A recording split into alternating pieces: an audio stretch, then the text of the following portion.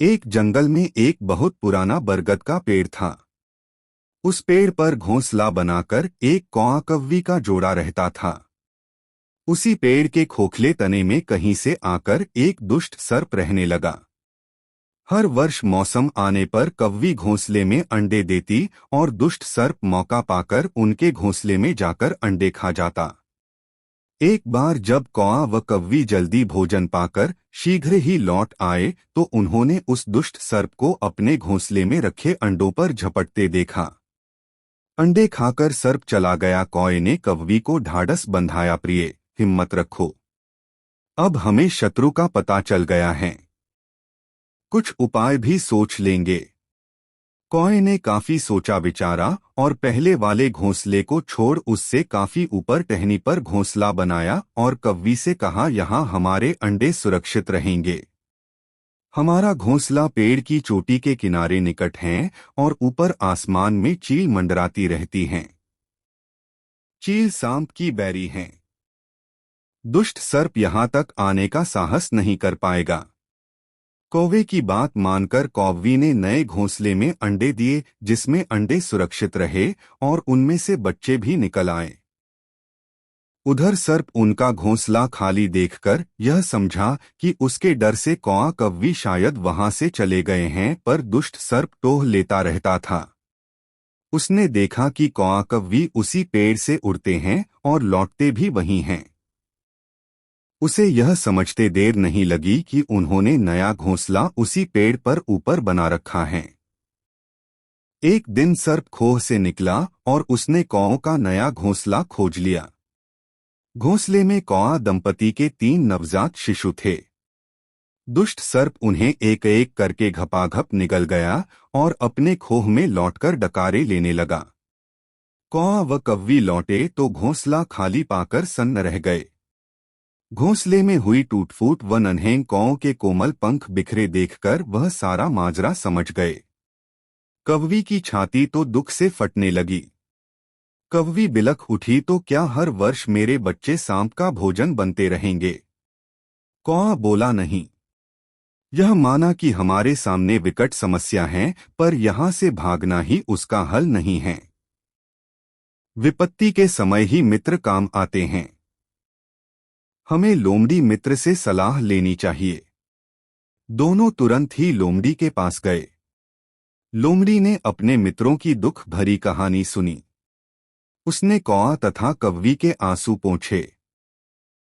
लोमड़ी ने काफी सोचने के बाद कहा, मित्रों, तुम्हें वह पेड़ छोड़कर जाने की जरूरत नहीं है।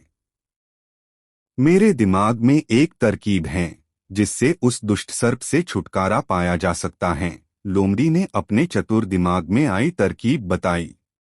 लोमड़ी की तरकीब सुनकर कौआ कव्वी खुशी से उछल पड़े। उन्होंने लोमड़ी को धन्यवाद दिया और अपने घर लौट आए। अगले ही दिन योजना अमल में लानी थी।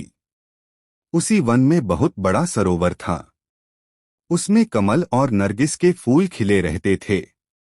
हर मंगलवार को उस प्रदेश की राजकुमारी अपनी सहेलियों के साथ वहां जलक्रीड़ा करने आती थी। उनके साथ अंगरक्षक तथा सैनिक भी आते थे। इस बार राजकुमारी आई और सरोवर में स्नान करने जल में उतरी तो योजना के अनुसार कौआ उड़ता हुआ वहां आया।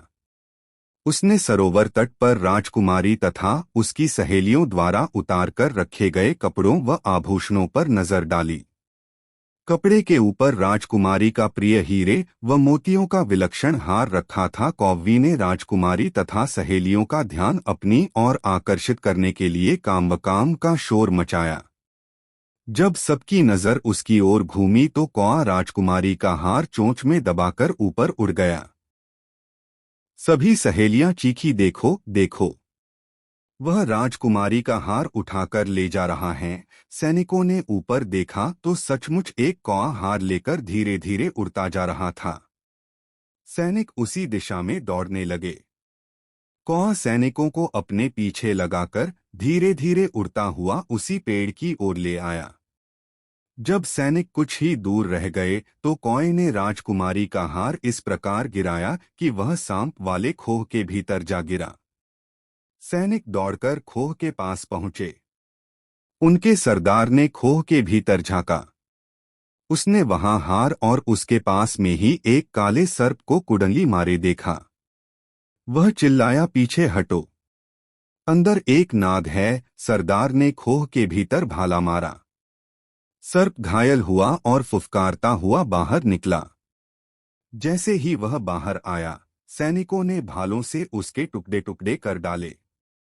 सीख, सूझबूझ का उपयोग कर हम बड़ी से बड़ी ताकत और दुश्मन को हरा सकते हैं। बुद्धि का प्रयोग करके हर संकट का हल निकाला जा सकता है। कहानी नंबर 2। किसी घने वन में एक बहुत बड़ा शेर रहता था।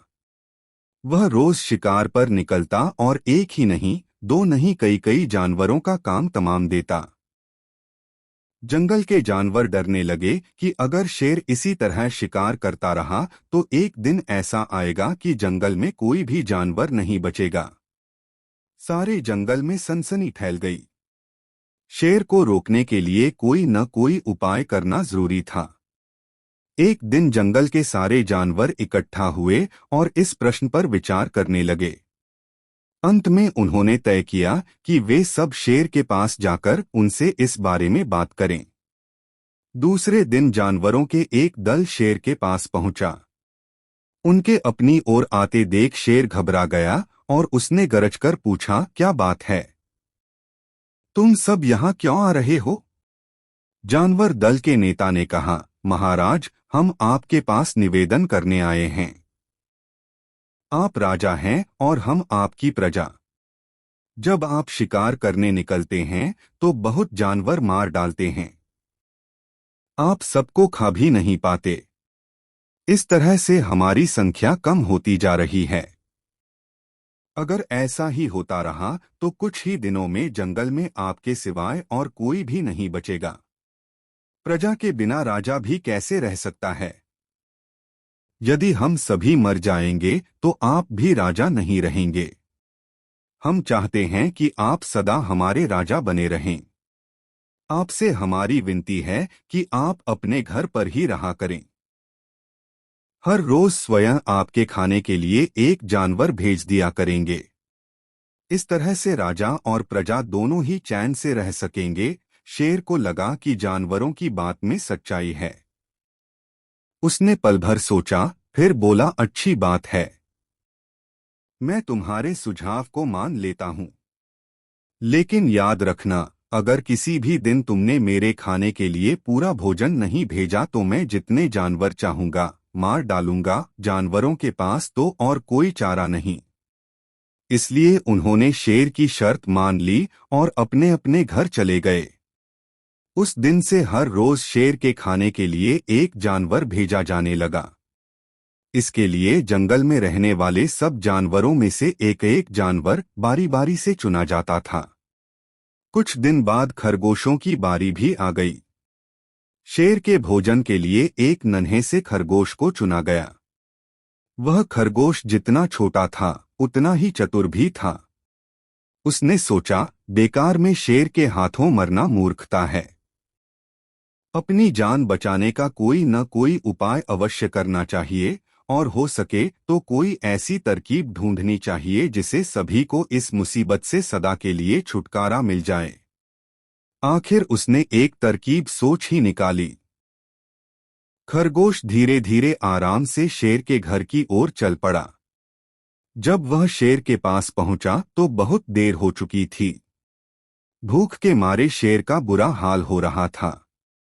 जब उसने सिर्फ एक छोटे से खरगोश को अपनी ओर आते देखा तो गुस्से से बौखला उठा और गरजकर बोला, किसने तुम्हें भेजा है? एक तो पिद्दी जैसे हो, दूसरे इतनी देर से आ रहे हो। जिन बेवकूफों ने तुम्हें भेजा है मैं उन सबको ठीक करूंगा। एक एक का काम तमाम न किया तो मेरा नाम भी शेर नहीं। नन्हे खरगोश ने आदर से जमीन तक झुककर, महाराज, अगर आप कृपा करके मेरी बात सुन ले तो मुझे या और जानवरों को दोष नहीं देंगे। वे तो जानते थे कि एक छोटा सा खरगोश आपके भोजन के लिए पूरा नहीं पड़ेगा, इसलिए उन्होंने 6 खरगोश भेजे थे। लेकिन रास्ते में हमें एक और शेर मिल गया। उसने 5 खरगोशों को मारकर खा लिया। यह सुनते ही शेर दहाड़कर बोला, क्या कहा? दूसरा शेर, कौन है वह? तुमने उसे कहाँ देखा? महाराज, वह तो बहुत ही बड़ा शेर है, खरगोश ने कहा। वह जमीन के अंदर बनी एक बड़ी गुफा में से निकला था। वह तो मुझे ही मारने जा रहा था। पर मैंने उससे कहा, सरकार, आपको पता नहीं कि आपने क्या अंधेर कर दिया है। हम सब अपने महाराज के भोजन के लिए जा रहे थे, लेकिन आपने उनका सारा खाना खा लिया है। हमारे महाराज ऐसी बातें सहन नहीं करेंगे। वे जरूर ही यहाँ आकर आपको मार डालेंगे। इस पर उसने पूछा, कौन है तुम्हारा राजा? मैंने जवाब दिया, हमारा राजा जंगल का सबसे बड़ा शेर है। महाराज, मेरे ऐसा कहते ही वह गुस्से से लाल पीला होकर बोला, बेवकूफ, इस जंगल का राजा सिर्फ मैं हूँ। यहाँ सब जानवर मेरी प्रजा हैं। मैं उनके साथ जैसा चाहूं वैसा कर सकता हूँ। जिस मूर्ख को तुम अपना राजा कहते हो, उस चोर को मेरे सामने हाजिर करो। मैं उसे बताऊंगा कि असली राजा कौन है। महाराज, इतना कहकर उस शेर ने आपको लिवाने के लिए मुझे यहाँ भेज दिया। खरगोश की बात सुनकर शेर को बड़ा गुस्सा आया और वह बार बार गर्जने लगा। उसकी भयानक गरज से सारा जंगल दहलने लगा। मुझे फौरन उस मूर्ख का पता बताओ, शेर ने दहाड़कर कहा। जब तक मैं उसे जान से न मार दूंगा, मुझे चैन नहीं मिलेगा। बहुत अच्छा महाराज, खरगोश ने कहा, मौत ही उस दुष्ट की सजा है।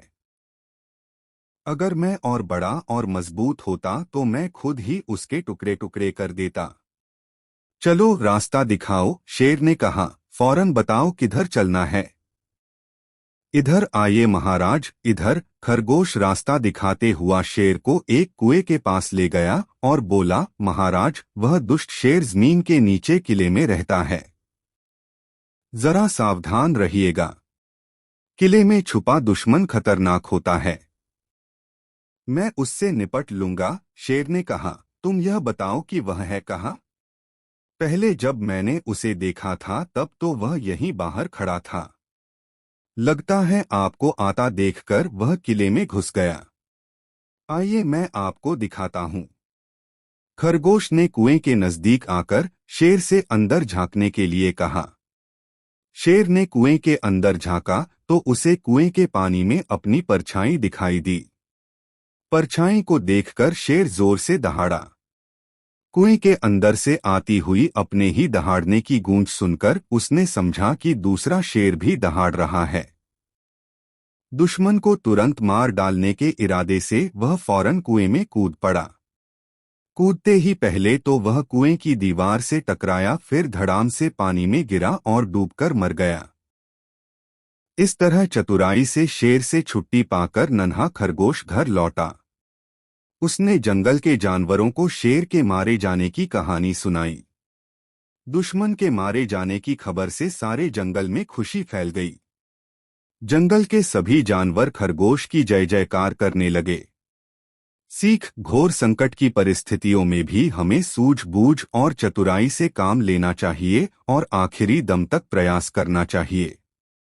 सूझबूझ और चतुराई से काम लेकर हम भयंकर संकट से उबर सकते हैं और बड़े से बड़े शक्तिशाली शत्रु को भी पराजित कर सकते हैं। कहानी नंबर 3। एक नदी के किनारे उसी नदी से जुड़ा एक बड़ा जलाशय था। जलाशय में पानी गहरा होता है, इसलिए उसमें काई तथा मछलियों का प्रिय भोजन जलीय सूक्ष्म पौधे उगते हैं। ऐसे स्थान मछलियों को बहुत रास आते हैं। उस जलाशय में भी नदी से बहुत सी मछलियां आकर रहती थी। अंडे देने के लिए तो सभी मछलियां उस जलाशय में आती थी। वह जलाशय लंबी घास व झाड़ियों द्वारा घिरा होने के कारण आसानी से नजर नहीं आता था। उसी में 3 मछलियों का झुंड रहता था।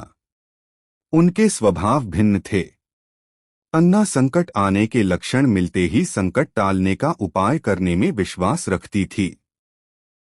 प्रत्यु कहती थी कि संकट आने पर ही उससे बचने का यत्न करो।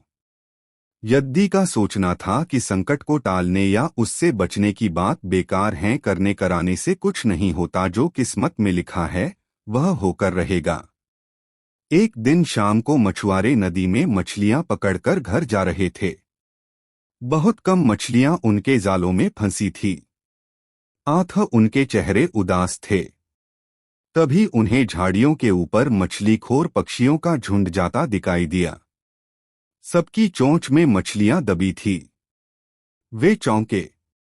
एक ने अनुमान लगाया, दोस्तों, लगता है झाड़ियों के पीछे नदी से जुड़ा जलाशय है, जहां इतनी सारी मछलियां पल रही हैं। मछुआरे पुलकित होकर झाड़ियों में से होकर जलाशय के तट पर आ निकले और ललचाई नजर से मछलियों को देखने लगे। एक मछुआरा बोला, आहा, इस जलाशय में तो मछलियां भरी पड़ी हैं। आज तक हमें इसका पता ही नहीं लगा। यहाँ हमें ढेर सारी मछलियां मिलेंगी, दूसरा बोला। तीसरे ने कहा, आज तो शाम घिरने वाली हैं। कल सुबह ही आकर यहाँ जाल डालेंगे। इस प्रकार मछुआरे दूसरे दिन का कार्यक्रम तय करके चले गए। तीनों मछलियों ने मछुआरे की बात सुन ली थी। अन्ना मछली ने कहा, साथियों, तुमने मछुआरे की बात सुन ली। अब हमारा यहाँ रहना खतरे से खाली नहीं है। खतरे की सूचना हमें मिल गई है। समय रहते अपनी जान बचाने का उपाय करना चाहिए। मैं तो अभी ही इस जलाशय को छोड़कर नहर के रास्ते नदी में जा रही हूँ। उसके बाद मछुआरे सुबह आए, जाल फेंके मेरी बला से। तब तक मैं तो बहुत दूर अटखेलियां कर रही होंगी। प्रत्यु मछली बोली, तुम्हें जाना है तो जाओ, मैं तो नहीं आ रही। अभी खतरा आया कहाँ है, जो इतना घबराने की जरूरत है, हो सकता है संकट आए ही न। उन मछुआरों का यहाँ आने का कार्यक्रम रद्द हो सकता है रात को उनके जाल चूहे कुतर जाएं, हो सकता है उनकी बस्ती में आग लग जाए, भूचाल आकर उनके गांव को नष्ट कर सकता है, या रात को मूसलाधार वर्षा आ सकती है और बाढ़ में उनका गांव बह सकता है। इसलिए उनका आना निश्चित नहीं है।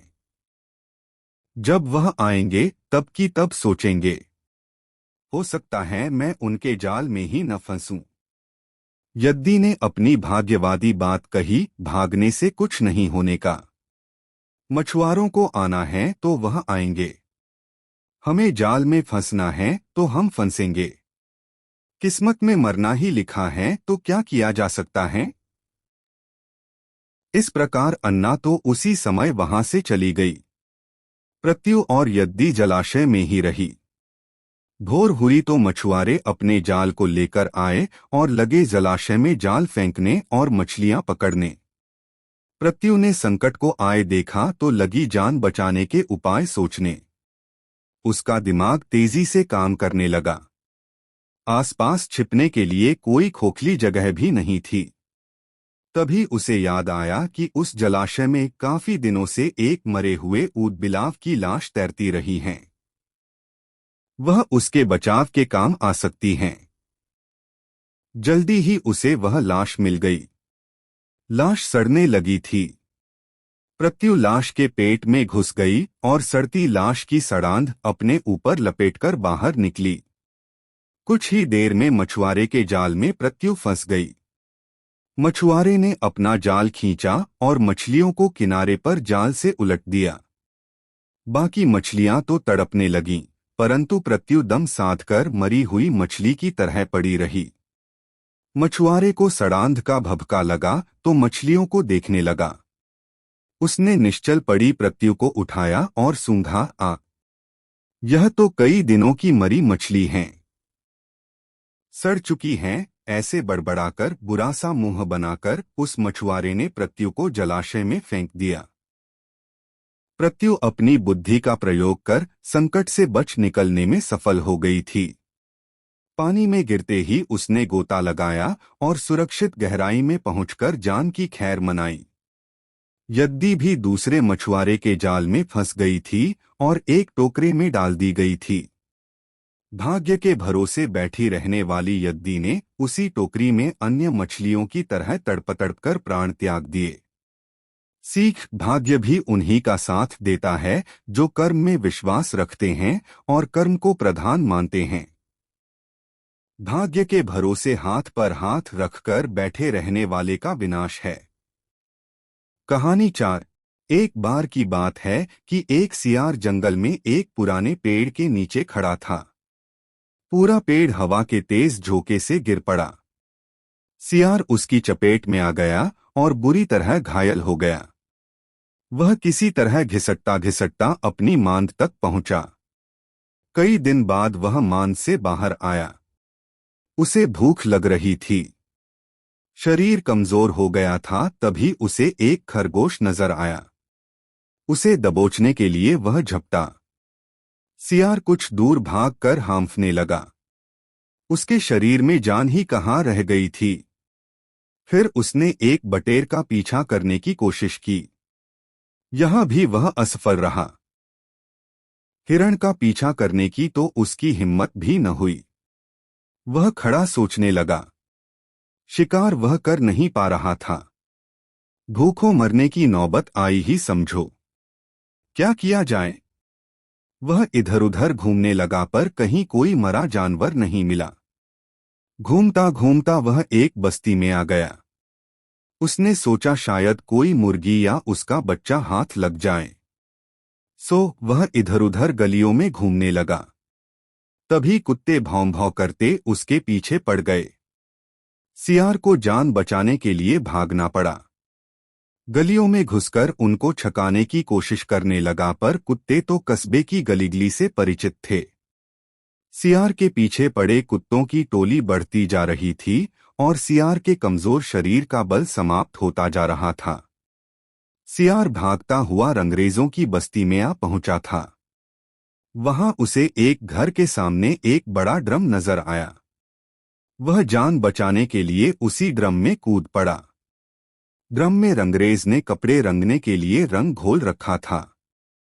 कुत्तों का टोला भौंकता चला गया। सियार सांस रोक कर रंग में डूबा रहा। वह केवल सांस लेने के लिए अपनी थूथनी बाहर निकालता।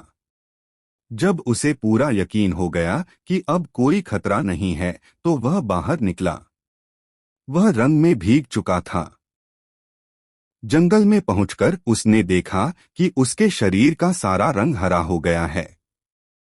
उस ड्रम में रंगरेज ने हरा रंग घोल रखा था। उसके हरे रंग को जो भी जंगली जीव देखता वह भयभीत हो जाता। उनको खौफ से कांपते देखकर रंगे सियार के दुष्ट दिमाग में एक योजना आई। रंगे सियार ने डरकर भागते जीवों को आवाज दी, भाइयों भागो मत, मेरी बात सुनो। उसकी बात सुनकर सभी भागते जानवर ठिठके।